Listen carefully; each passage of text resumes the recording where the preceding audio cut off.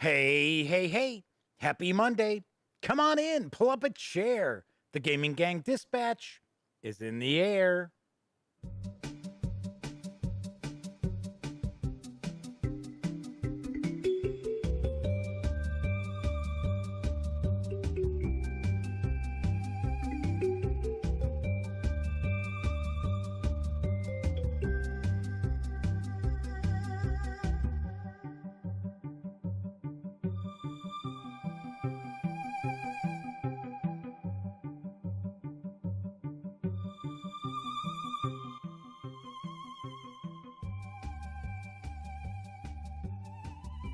Howdy, howdy, howdy, gang. Yes, I'm Jeff McAleer. Welcome back to the Duct Tape Studios. It is the latest edition of the Gaming Gang Dispatch, which, amazingly enough, is brought to you by thegaminggang.com, which I happen to be the grand poobah.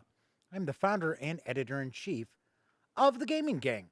So welcome aboard. If this is your first time visiting, kick back, relax, enjoy yourself.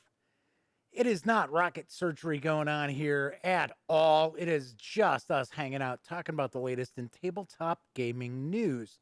So it's something you're playing on your tabletop, something that we'll probably be talking about here. Of course, if you watch the show from time to time or you're a constant viewer, thank you very much for coming back once again.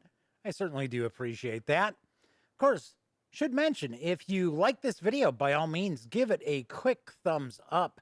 Subscribe to the channel if you haven't already, and if you do subscribe, ding that bell. It'll not only let you know when the dispatch airs live Monday through Thursday nights right here on YouTube, it'll also let you know when I upload other videos as well, such as my upcoming review of Symborum from Free League Publishing. That is on the horizon. And of course, when you're not watching videos on the Gaming Gang channel, be sure to visit thegaminggang.com for all the latest in gaming news, reviews, and a whole lot more. Be sure to get your geek on at thegaminggang.com. Tonight is Monday, January 11th, 2021. This is live stream 602. Because this is a live stream, should mention chat is available. It's not on screen. It's one of the ways that I keep some of the more unusual commenters at bay. But if you'd like to say howdy, or maybe you've got a question or a comment, by all means, please chime in. I will do my best to respond. So far, the madman was first out the gate in chat saying howdy. Clint Gibson is in chat with us as well. Very nice. I've got a decent eclectic mix of news tonight I'm going to jump into in just a few moments. After the news, I am going to mention something kind of serious. I don't know. It's something that happened today that kind of bugs me. But it happens a lot. It's just, if you watch the videos on the Gaming Gang channel, you rarely will see this. But it's something that rears its ugly head more often than I would like. So I'm going to mention that. We'll talk a little bit about that. And it actually kind of ties into what's going on in America right now, too. So don't worry, I'm not going to preach or anything like that. Calm down. And there's some other stuff that I'll discuss and show off as well. But before I jump into the news, do want to mention this past weekend, some family stuff was going on. So I got nothing done as far as the Gaming Gang. And I mean nothing. You may have seen some news pieces pop up. Those were already done, sitting there waiting to be published. So no, I didn't get any reviews done, nothing. Didn't shoot a single second of video, which I was originally planning on doing. So, of course, last week I said, oh, yeah, you know what? From here on out, what I'm really going to look to do is have reviews on Mondays, Wednesdays, and Fridays. Womp, womp, womp, womp. All right, Flamin' Huron has joined us in chat as well. Good deal. Good deal. All right, let's jump on into the news because arriving this month from Pegasus Spiele is Micro Macro Crime City. Crime City. Here's the dope. Crimes happened in the city. Well, that's a news flash, huh? Oh my goodness. They also happen in the country, in the forest, and things like that. But yes, crimes happen in the city. With the view for details, you'll be searching for facts. Look for the scenes that provide you with the correct facts to solve the crime cases. The giant city map, 75 centimeters by 110 centimeters, is home to a myriad of hidden information. Different difficulty levels lead the players step by step into the game. Players must work closely together to find out what happened.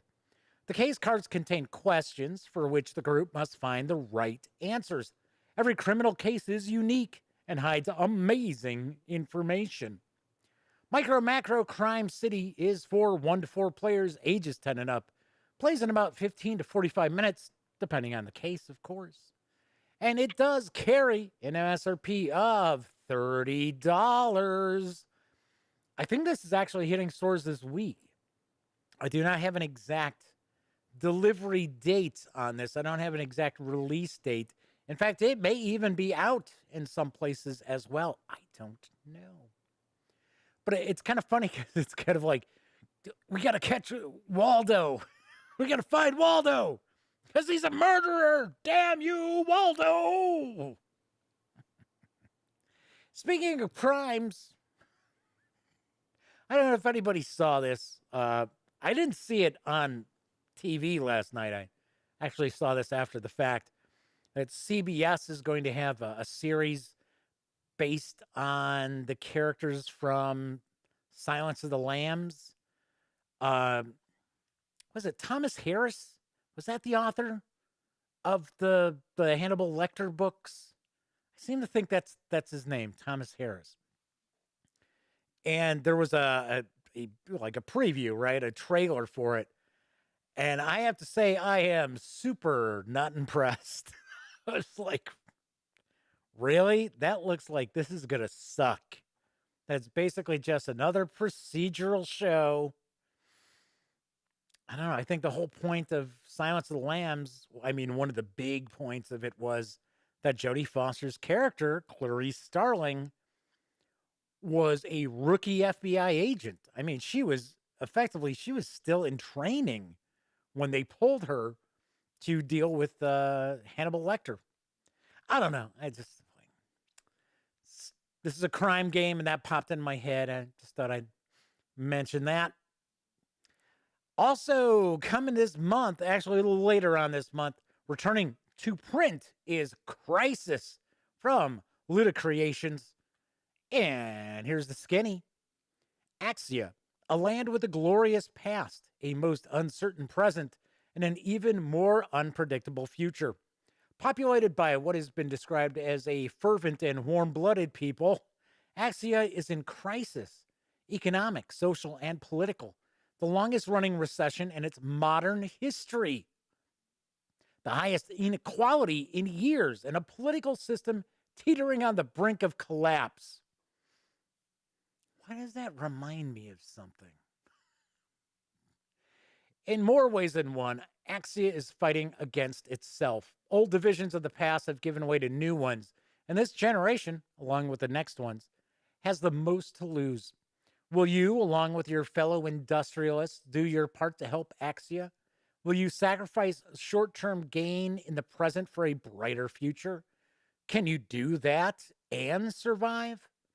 Perhaps you can, and perhaps you can even thrive. And you will, if you see opportunity where others only see crisis.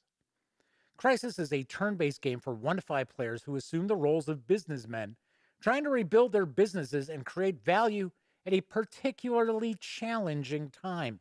By skillfully placing their managers in a position to invest in companies, trade resources, and navigate the local bureaucracy and regulations, they can thrive and prosper in a time when others might struggle and decline. Crisis is, once again, for 1 to 5 players, ages 14 and up, plays in around 45 minutes to an hour and 20 minutes. Or actually, I should say 2 hours, I think. I think I wrote down the wrong thing there. I think it's 45 minutes to 2 hours. It will carry an MSRP of $69.95 when it arrives. Once again, I've got some conflicting info. I have either it's late this month or February 26th. So, one of the two, Crisis will be back in print either the end of this month or the end of February. It is possible that it is coming out in Europe at the end of this month, and we won't see it until the end of February. That is a possibility. This could be kind of interesting. So I do believe that there's a bunch of additional little expansions for this as well, with different workforces, different businesses. So I believe this also had some other expansions previously that are included in this. I don't know. I have no idea. You know what it sort of reminds me of?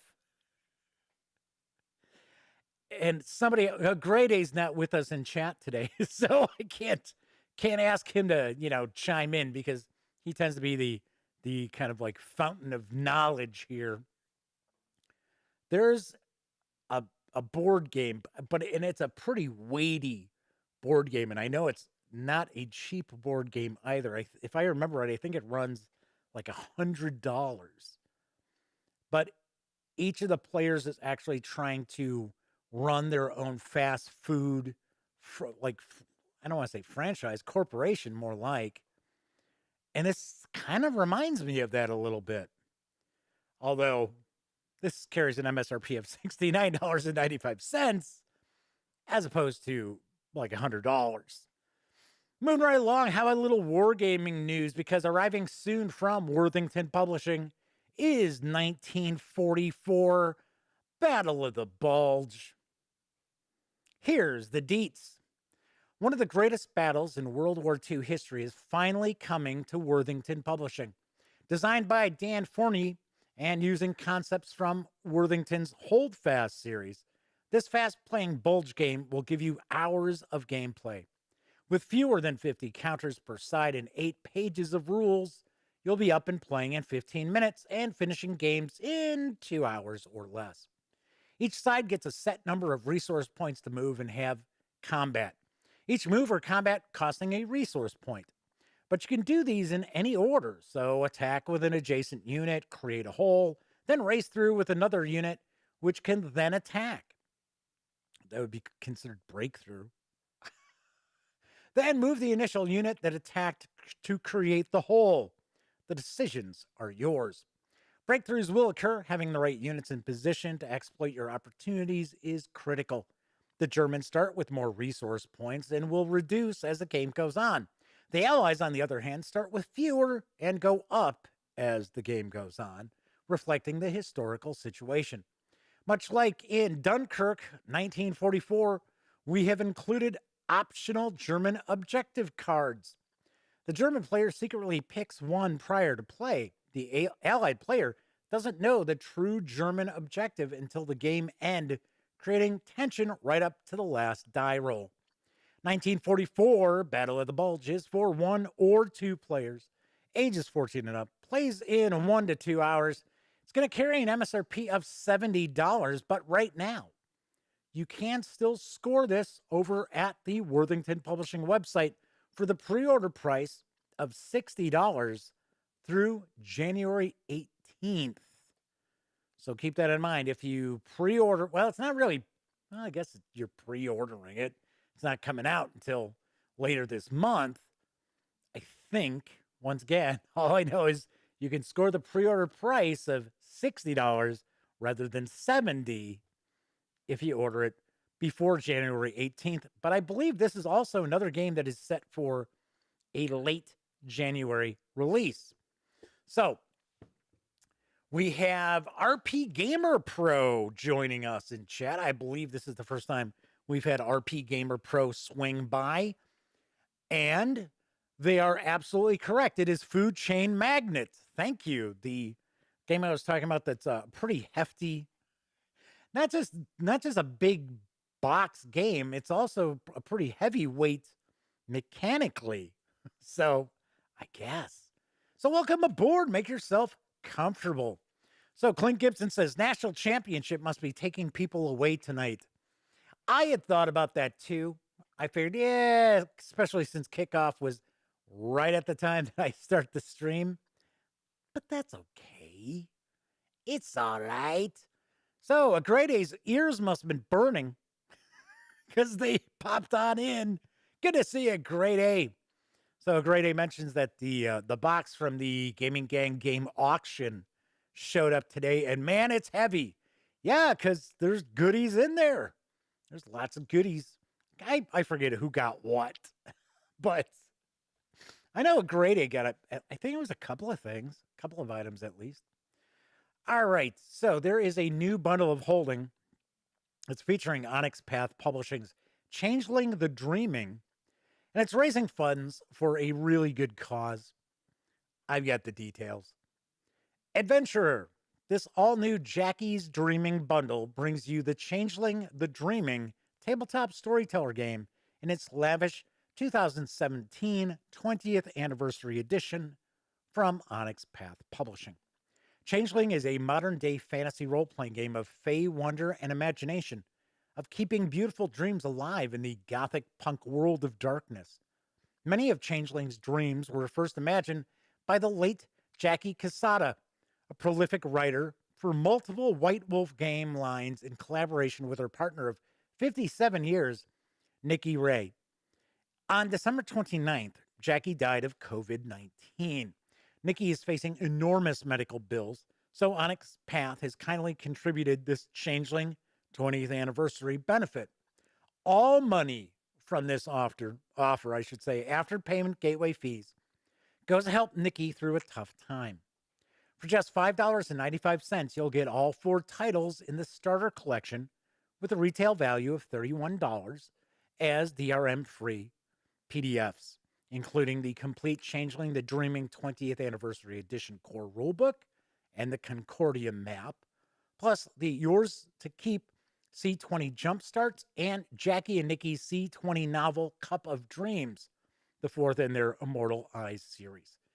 If you pay more than the threshold price of $24.39, you'll level up and also get the entire bonus collection with 5 more titles worth an additional $30, including the C20 Player's Guide, Ready-Made Characters, Book of Freeholds, the C20 Storyteller's Screen, and the Anthology of Dreams Fiction Collection. All this money from this benefit offer, once again, after the payment gateway fees, goes to help Jackie Casada's partner of 57 years, Nikki Ray. Jackie and Nikki contributed to dozens of RPG books from White Wolf and others. The role-playing game industry functions on a work-for-hire model, and Nikki and Jackie received no royalties for most of their work. In December 2020, both Nikki and Jackie contracted COVID-19. Nikki survived, passed away December 29th, age 71. Now 69 years old with major medical expenses, Nikki might soon become homeless. So this bundle does run through January 24th. I got to be honest, even if you don't have a huge amount of interest in Changeling the Dreaming, this is worth picking up, right? You know, it's kind of interesting. I know there's been talk over the years, and we have Hero. I think Hero's still around. Somebody chime in if I am incorrect. But Hero isn't it? I believe it's called the Hero Initiative, if I remember correctly. And it is an organization that helps comic book artists from the Silver Age, Bronze Age, when they're in trouble, when they're in financial straits or medical bills have built up and things like that. And it did some great work. And last time I do remember, they used to get all these like really awesome special editions and anthologies and things like that they would sell to, you know, bring in funds. I don't really see the role playing game industry do that. Now it's very possible it's because we have so many companies out there. And yes, there are tons of comic book companies, don't get me wrong. But for the most part, you know, most people think of like five comic companies. I mean, on a good week, my brother shares news of new issues from 10 comic book companies. And so far during COVID-19, many of them are not releasing comics each and every week. Some of these smaller companies that I actually have a pretty good relationship with, they might release, you know, a couple issues a month now, or once a month. All right. So let's see. Gonna jump back into chat real quick. So did I talk D&D already? No, I have not. I have not seen the leak. I got to be honest. I have not seen the leak. If you joined me late, which I know many of you in chat did, this past weekend, things were going on with the family. Things are fine. Don't worry. I'm not, you know, but I got nothing done for the website. I didn't check out like news or anything like that. Luckily, I had some of these items that were still floating around that I was like, oh yeah, you know, I'm gonna share these news pieces next week. Of course, the bundle of holding is new. I wanted to share that as well. So I do have something I will talk about after the news, but we can always talk about. I mean, I was talking about D&D. I only have one news piece left, so once I'm done with that. So Flaming Heron says this is a really good bundle, and they're probably going to pick it up. Big fan of the game. And it was one of the games of their childhood that they played. Wow, Flaming Heron's pretty young. Not old like me.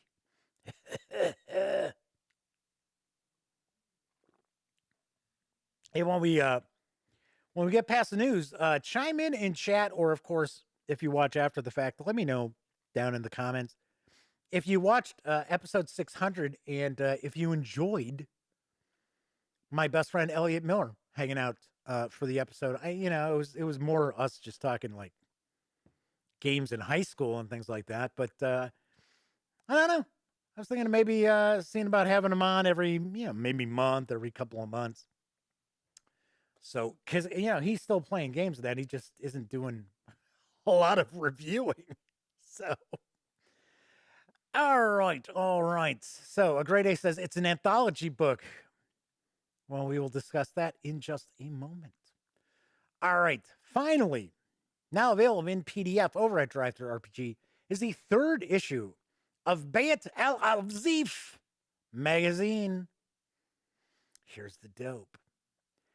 The magazine dedicated to adventuring against the chaos mythos continues. Issue number 3 includes 3 adventures dual-statted for Call of Cthulhu 7th edition and Gumshoe. So that's Trail of Cthulhu and the Fall of Delta Green. A mysterious murderer stalks the industrial workers of Berlin. This is classic era 1920s. It's a 19-page adventure.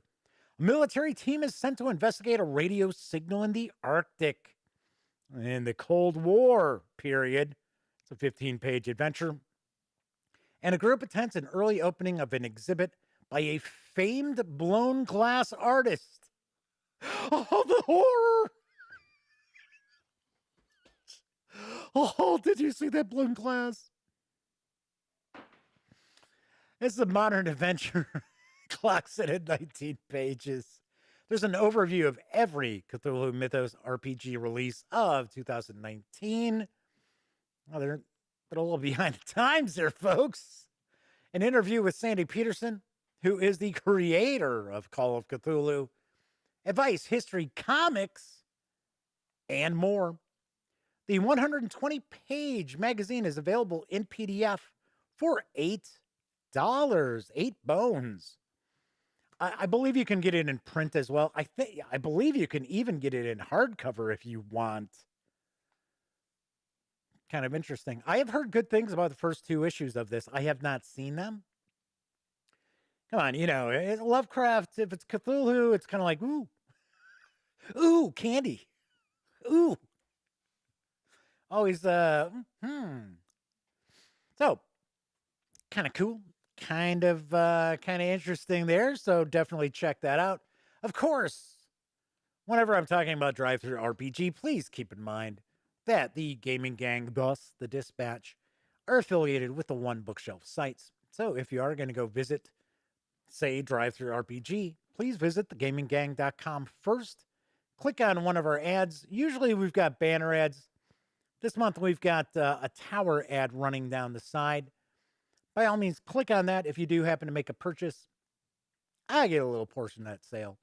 And all those little portions, those nickels, dimes, and quarters do add up and really do help keep the Gaming Gang website around. Really do appreciate it. I know there are a lot of people out there who do use those links too. So really helps out. Really, really does. Okay, so a Great A says, episode 600 was great. So Flaming Heron says, well, I'm not so young that I consider my late teens as my childhood. Okay, so we will get into the D&D leak, which, like I said, I am not aware of whatsoever, in just a moment. But first of all, speaking of D&D, got a couple of more classic books that arrived. If you have been following the Dispatch, I had mentioned that I had ordered the core books, the classic core books for first edition Dungeons and Dragons, and was 0 for 3 on my Amazon purchases because they all came and they were all the later Jeff Easley artwork, even though they were advertised as not. But so far on eBay, much better luck. So already got Monster Manual. Monster Manual was very nice shape. Here's the Dungeon Master's Guide that I received. So taking a peek at this, there is somebody's name written in the, on the back of the front cover, but pages all look pretty clean and not all bashed up either. So the things I really look for on these older books is that so that the spine isn't all bubbled out, because I've seen that a lot. Pretty awful there. And this is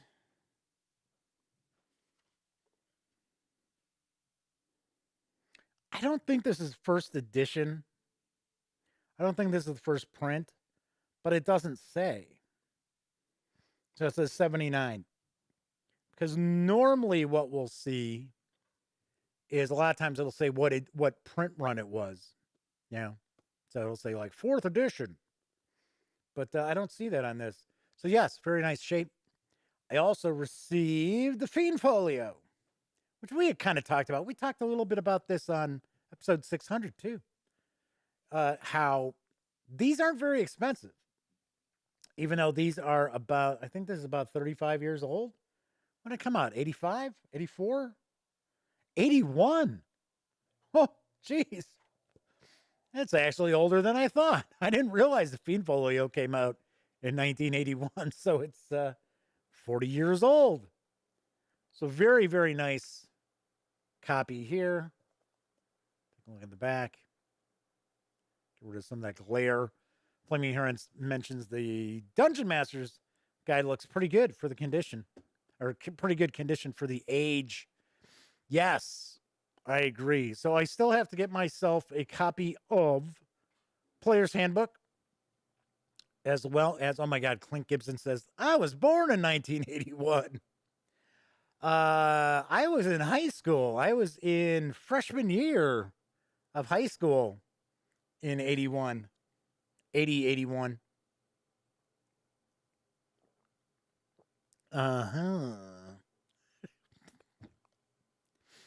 So I still need a Player's Handbook, Deities and Demigods, which I'm kind of thinking to myself, because Deities and Demigods seems to be like the priciest of the old books. And I thought, well, if I'm going to end up having to pay a top dollar for it, I'm going to try to get my hands on the edition that's got the Cthulhu mythos as well as Michael Moorcock's Elric mythos in there as well. Madman says they graduated high school in 82. They're like, they're old. All right, so there's that. And, and I'm kind of bouncing around. I might get Unearthed Arcana. I don't know. Once again, that's not a very expensive book. Thing that kind of throws me off, and once again, we see the Fiend Folio artwork is kind of different than what we normally would see with D&D. And the thing that kind of throws me a little bit with the Unearthed Arcana is that cover just stands out so much differently than the other core books. But I guess it kind of is a core book. Other than that, that's it. That's all I will look to pick up for first edition D&D. I just, like I said, I'm feeling nostalgic. Anyway, I got some reviews on the horizon. I would have had them done this weekend. Once again, didn't really do anything for the website this weekend. So I will have my review of Symborum very, very shortly. Maybe even tomorrow if I have an opportunity. And Robotech Invasion. This was the review I was hoping to try to do Friday, and then so much for that. And then I got a new item today, By the Vote. So this is it's like a political game. It's supposed to take about 15 minutes. So it's got some heft to it. This is from Koozies Games. So Flaming Heron says, damn you old timers had just started high school. Oh, just started school, not high school, in 81. A Grade A asks, what book is the one they had to change, then not change on issues with Chaosium? It was Deities and Demigods. Because they included, and the funny thing is, I had been talking with, a Grade A says, not really the time for a political voting game. I'm right with you on that. I also don't understand why they'll come out with games after an election. I don't get it. This game, I don't even think it's out yet. I think it's heading to stores and that right now. And I see it all the time. We saw a bunch of stuff on Kickstarter where it was, oh, this is our political game. And it's like, seriously? The election's in 2 months. I don't get it. See now, but then again, I don't think like some of these publishers do. I would think if you wanted to have a popular game, especially if you're not sitting there, it's not like a satire.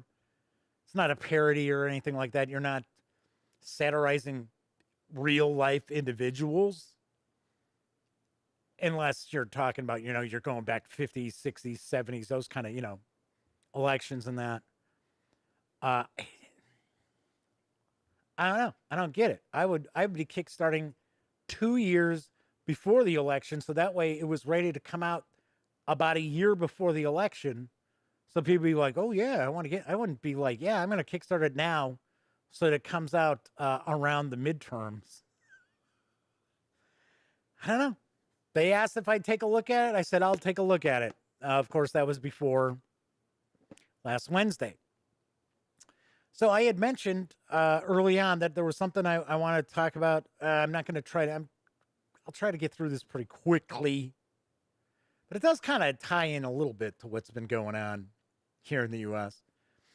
So I get this comment. So first of all, I should mention, a lot of times people who visit the channel, the YouTube channel, and they see comments and stuff like that, you don't normally get to see all the comments that I will get from people. Because my attitude is, you know what, if I don't like your comment, and I don't mind somebody being critical. It's when they're like super over the top and I'm like, get out of here. Or they're completely asinine and completely wrong. So, anyway, so I get a comment today from somebody who had watched my. Great A says, thanks for not sharing all the comments. Yeah, I agree. I know. I don't need that. Great A says Reddit's for that. Yeah, if you want that kind of stuff, go hang out on 4chan, I guess. Knock yourselves out. Go hang out in the OSR forum on 4chan. So anyway, so I if you've seen my review, and I off the top of my head, I think it's my player's investigator's handbook, I should say, review for 7th edition Call of Cthulhu. It might have been the Keeper's Guide, I forget. So anyway, in that video, for a moment, I of course mentioned H.P. Lovecraft probably would not have been the sort of person I would have wanted to sit down with and had a dinner with. Because, I mean, he was pretty fucking racist. What can I tell you, right? Sorry for the F-bomb, but that's what he was. He was very racist. But and then and Meave even mentioned this, but as far as I understand, he became much more open-minded as he got older. So this comment was basically, yeah, the guy was racist. He lived over 100 years ago. Get over it. So first of all, H.P. Lovecraft was still alive. First of all, I don't even think he had written anything that was published in 1920. Had he? I don't think so. If he had it, it'd been something like Dagon or something like that, something like poetry or whatever. So it isn't as if H.P. Lovecraft has been dead for over 100 years. He hasn't. So first of all, right there, it's like, yeah, okay, whatever. So what I tend to find, because it'd be one thing if I sat there and I just railed on and on and on about H.P. Lovecraft and, his, the problems that some of his stories really have, and he himself, and just on and on and on, like that Lovecraft-esque role-playing game that I savaged in my review. It's one thing to talk about, the shortcomings of an author. And I guess we would say that's probably a little more than a shortcoming. But not, I didn't go like carry on about it. So the funny thing is, to me, it's like the only people out there who get upset when you call out somebody for their racism are racists. Why am I supposed to get over it? Oh, H.P. Lovecraft's been dead for a long time. Yeah, he was a racist. Get over it. Hitler's been dead a long time, too. Hey, Hitler was operating 100 years ago. Get over it, man. It's been over 100 years. That Holocaust, geez, didn't they wrap that up, 1945? That's a long time ago, man. Everybody, you need to get over that. Morons. So the way I look at it is along the lines of Twitter and Facebook and Instagram and Amazon hosting. I don't need to allow people to post bullshit on my videos. I don't. People are crying out about, oh, I'm being censored. My First Amendment rights are being trampled. No, they're not. These are private companies. You're on their platforms. For the most part, most of you spend, not you. I know the great majority of people who watch my videos are not falling into that category. They're still able to fly on planes. They don't have the FBI knocking at their doors, but the whole thing is, I don't have to let people have their bullshit comments sit on my videos.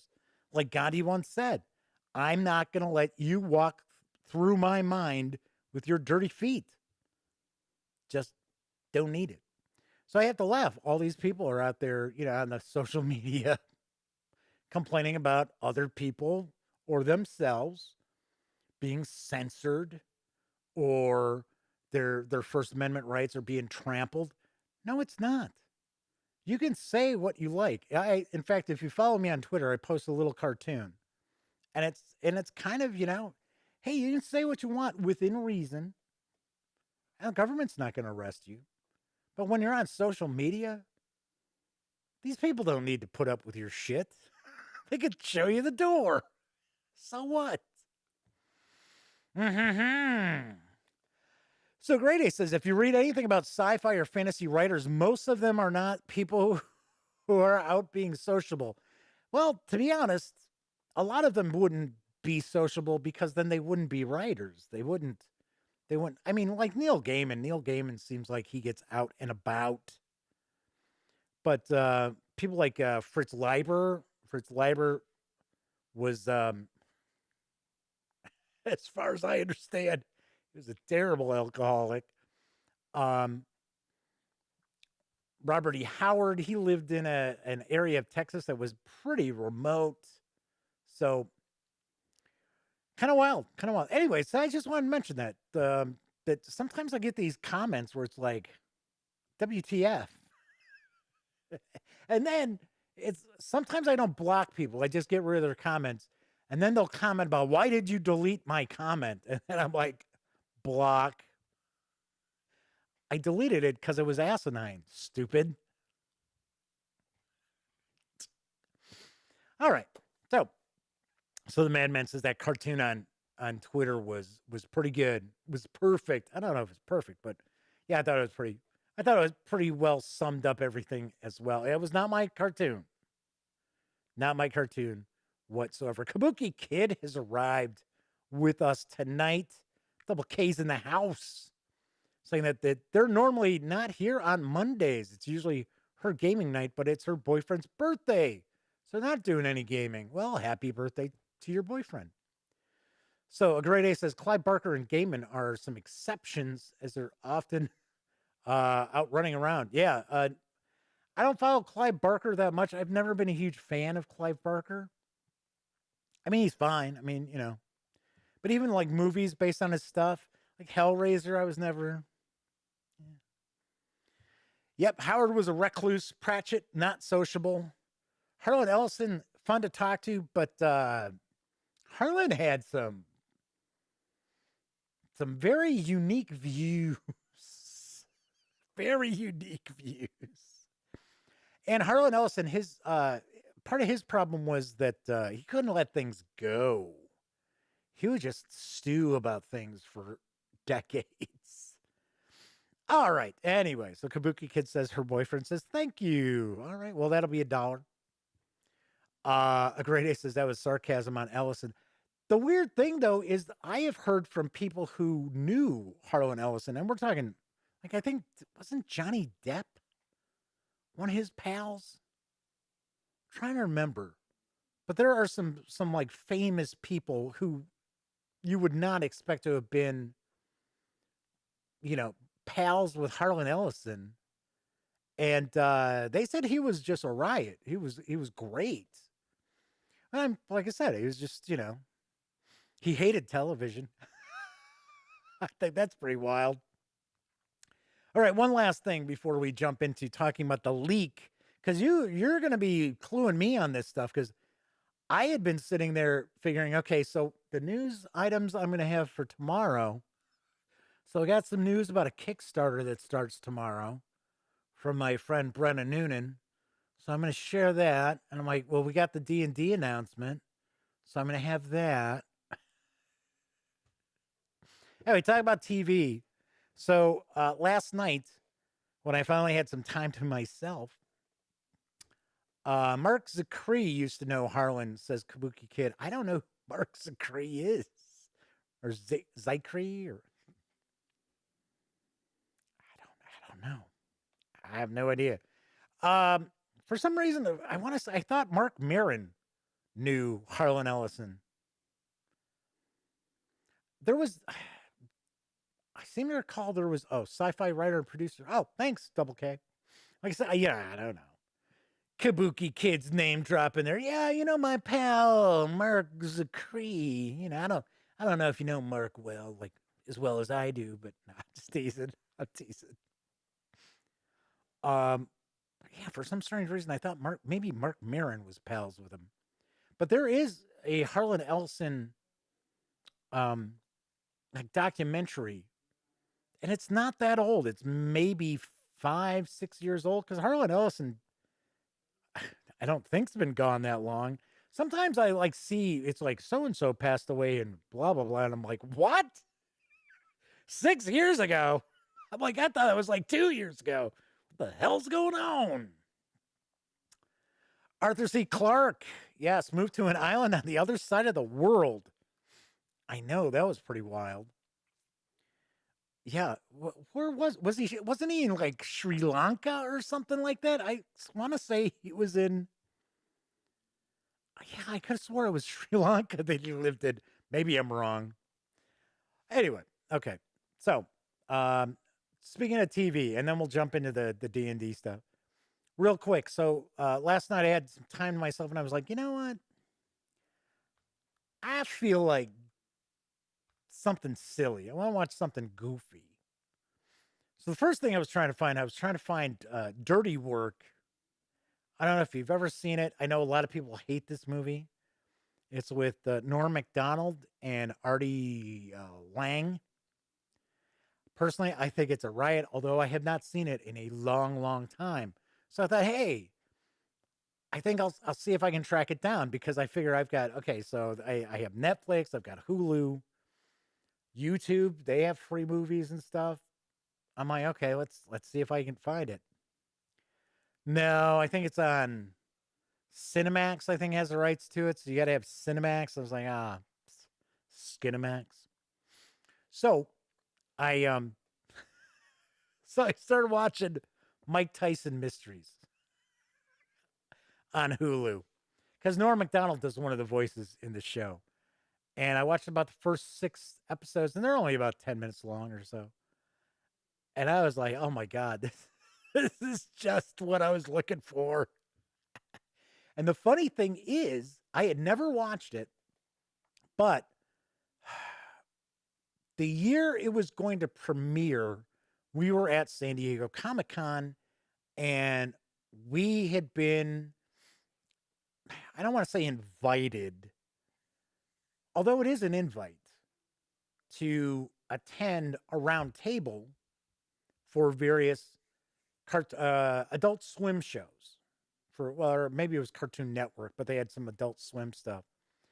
And usually what'll happen is they'll reach out to you, you submit your request, and then you say, okay, it's myself and my cameraman, and usually I'll either have my brother as my cameraman or I have Elliot as my cameraman. And then they decide if they want you to be there or not, because then they finally decide, oh, I guess we're going to take a look at the outlet that this person represents to see if it's worth giving them a spot, because you usually don't have tons of people in these round tables. You might have 50 total from maybe 25 outlets. So we were approved for the Cartoon Network round table, and one of the shows was going to be the Mike Tyson Mysteries, or Mike Tyson Mysteries, whatever they call it. And we were like, oh, wow, that sounds pretty bizarre. And we were going to get to interview Mike Tyson and all this other stuff. And then it was totally screwed up because the PR reps who were in charge of it sent out the wrong day. So they said, I think they had said it was Saturday at 1 o'clock. And then Saturday at around 8 o'clock in the morning, we got a notice apologizing for the screw up. It was like, oh, well, I guess I didn't get any coverage then because nobody did the round tables. So Kabuki Kid says that they once were told that, I believe it is Arthur C. Clarke, that he was gay, which was part of the reason he moved to Sri Lanka. It was a more accepting part of the world at the time. Not sure if that's accurate, though. That is possible. I am not super well versed with Arthur C. Clarke. I remember trying to read some of his stuff when I was younger, and it was just too dry. And for me, just like Isaac Asimov, I'm not an Isaac Asimov fan.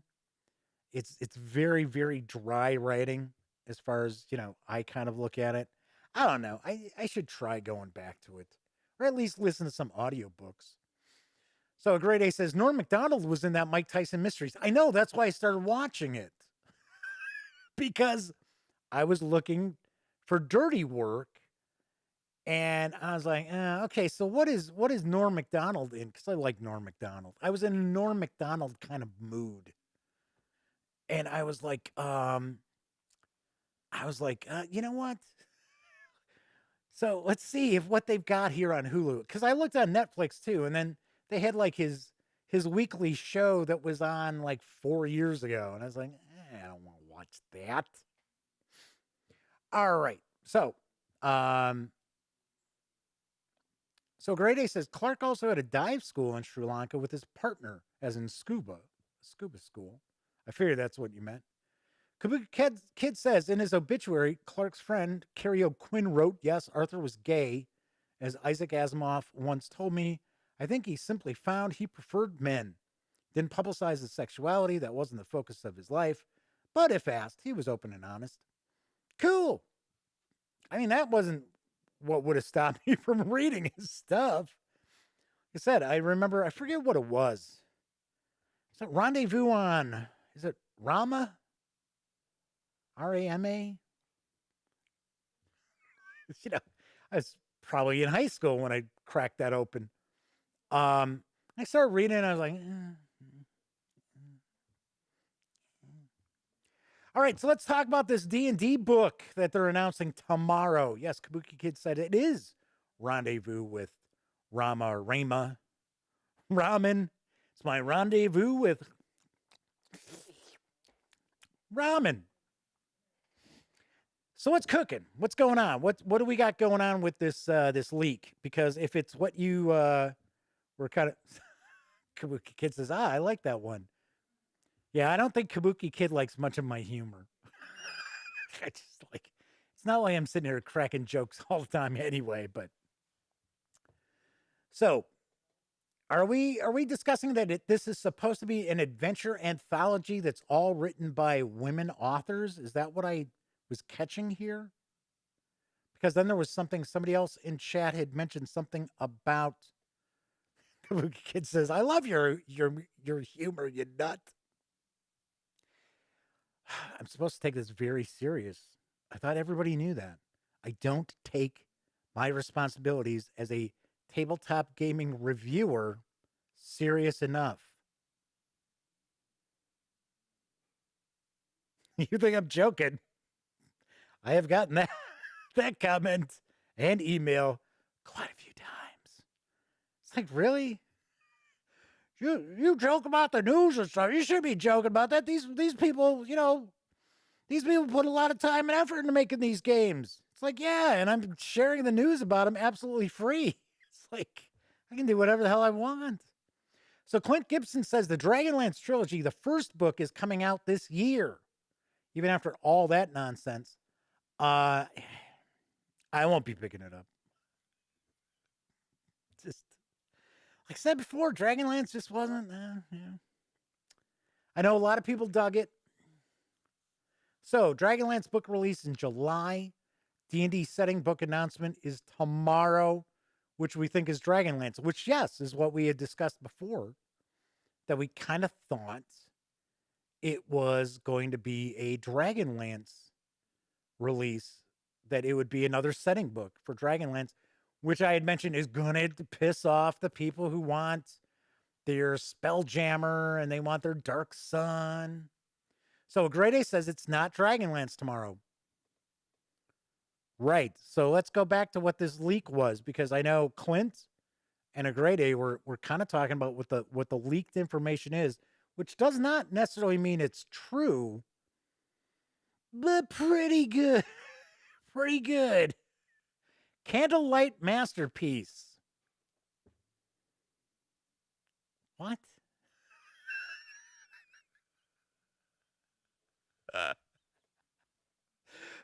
Is it the Downton Abbey of Dungeons and Dragons or something?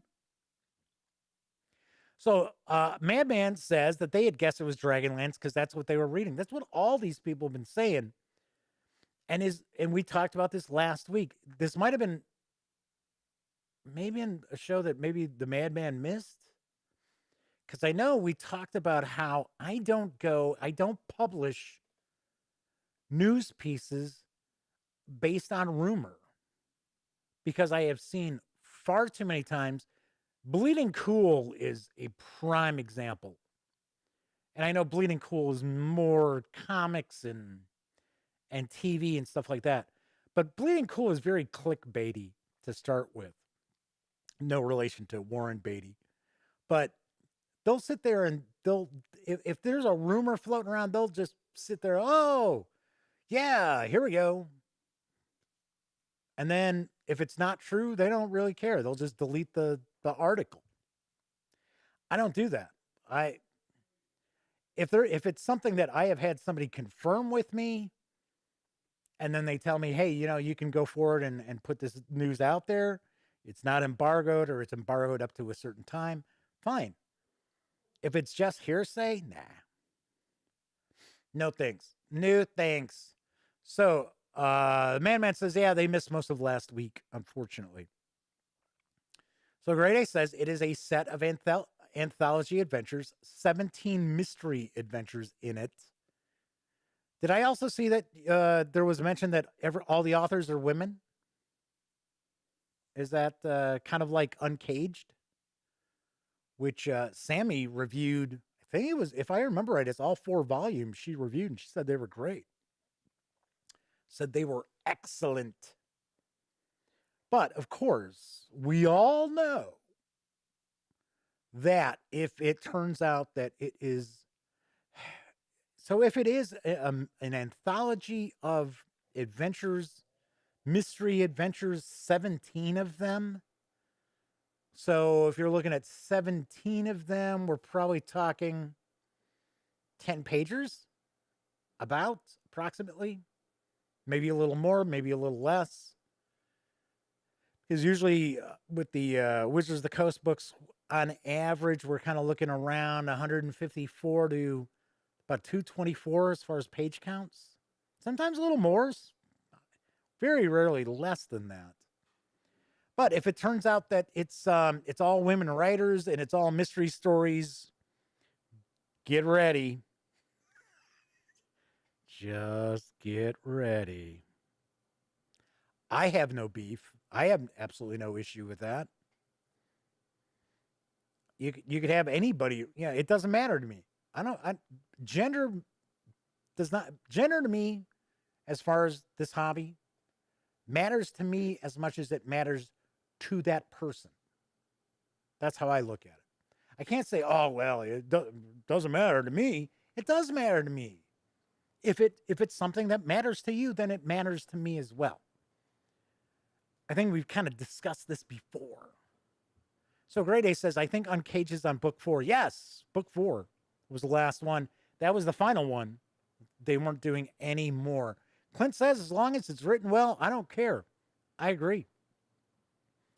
I completely agree. I have had people DM me on Twitter because there have been times that I have reposted stuff for a publisher, or like a role-playing game writer or artist or something like that, and just kind of give them a little signal boost. And I'll get DM saying, hey, they're tranny, right? It's like, what does that matter? Doesn't matter. What? Oh, I'm sorry, they're transsexual. I can't share that information. People are way too hung up on that kind of stuff. Especially it was like, we're talking about games. I mean, what? All right. Anyway, a Great A says, mysteries are tough. So's math. Math is hard to write for a game. This is the mystery part. I agree. Even some well-known Call of Cthulhu adventures that have kind of a traditional sort of mystery, baked in the cake, the mystery aspect isn't all that great. So Grade A also says, I hope these are play tested. Yeah, that's the other thing you kind of worry about. But if this is not a Dragonlance book, then I'm taking a guess. So I wonder, once again, just going off on a tangent, and I'll wrap up the show. I gotta wonder if there had been some plans to do a Dragonlance book. And then with all the, the lawsuit and all the other stuff, or maybe that was part of the lawsuit too, is because maybe Wizards was backing out on doing something like that. And Wizards figures, well, we got to have something. Got to have something. Because I think it's coming out in March. I think this book is supposed to come out in March. So, don't know. And I would take a guess. It is usually we get these announcements prior to the release going to the printer or after it has just gone off to the printer. And that's to ensure that there are no leaks. But I guess we've already seen leaks. Well, we'll find out. We'll find out tomorrow. And I will have a news piece once we have more concrete information available. So we will find out. All right. So that is it for tonight's show. Once again, don't forget, if you like this video, give it a quick, whoops. Hey, you know what? I might as well talk about the contest, right? So I still got the contest where if we hit 5,000 subscribers by the end of this month, I will be awarding the Jeff Easley core books for Advanced Dungeons and Dragons. So it is the Player's Handbook, Dungeon Master's Guide, and Monster Manual. And if I hit 4,000 subscribers, I will give away a copy of Next War Korea. Still in the shrink. And this is from GMT Games. And I will ship that pretty much anywhere in the world. Both of these, as a Grade A points out, it is 3,810. I think it's 3,817 when I last looked. Not looking promising. Not looking promising. So if we don't get to the point where I do the giveaway, don't blame me. I just don't find people really like the contest that I do. I don't know what the deal is. So real quick, Clint says they'd release the Dragonlance novels before a setting book. And a Great A says forums out there have been waving the Planescape flag a lot. And we might see that later in the year. I don't know.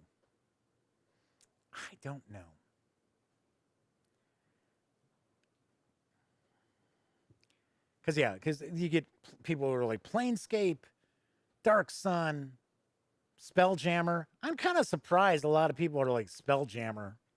Because couldn't you just really kind of hand wave Spelljammer? I don't know. Like I said, I was not all that embedded in AD&D anymore at that point. So a Great A says, I'll have to run a Dungeons and Dragons session if we don't hit the mark with those books. Yeah, maybe. Okay. I am looking at running an adventure or something like that. So Flaming Heron says, the rise in subscribers really stalled. Well, the thing is, usually what will happen is when we have a new Dungeons & Dragons book, they send me the alternate art cover. I always do some sort of a contest for people to win that copy. And they have to be subscribers. And I usually pull in a bunch of subscribers from that. Other stuff, no.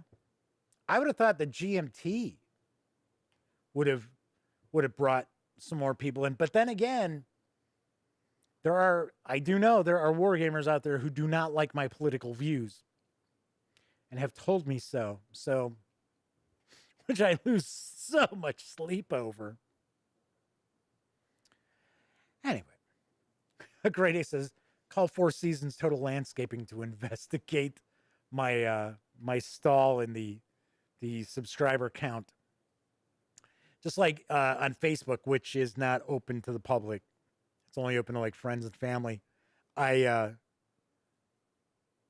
posted, I said, hey, so I hear conflicting reports that Donald Trump is going to be speaking either at the Alamo in San Antonio, Texas, or in Alamo, Texas. I said, I know where he's really going to be speaking. And of course, I showed a picture of Alamo car rental.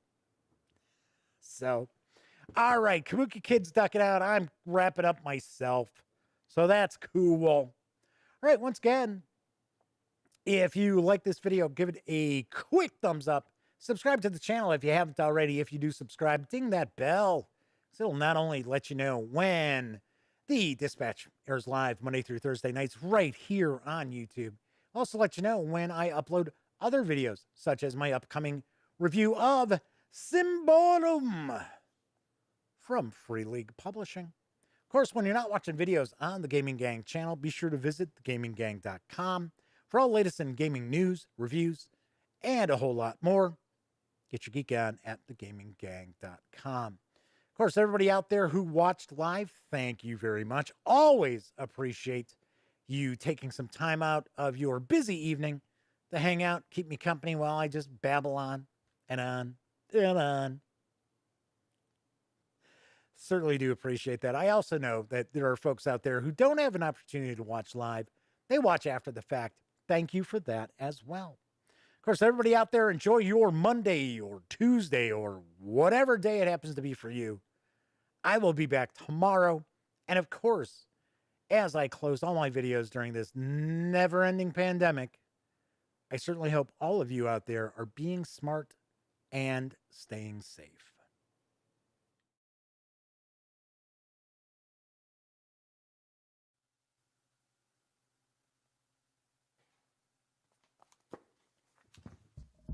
Oh, you're still here. Well, if that's the case, if you'd like to subscribe to the Gaming Gang channel, by all means, click right here. And if you'd like to check out one of our recent live streams, click right up top. And if you want to roll the dice and see what the algorithm for YouTube recommends, click right here. And of course, thank you once again for watching. And gang, please stay safe and wear a mask.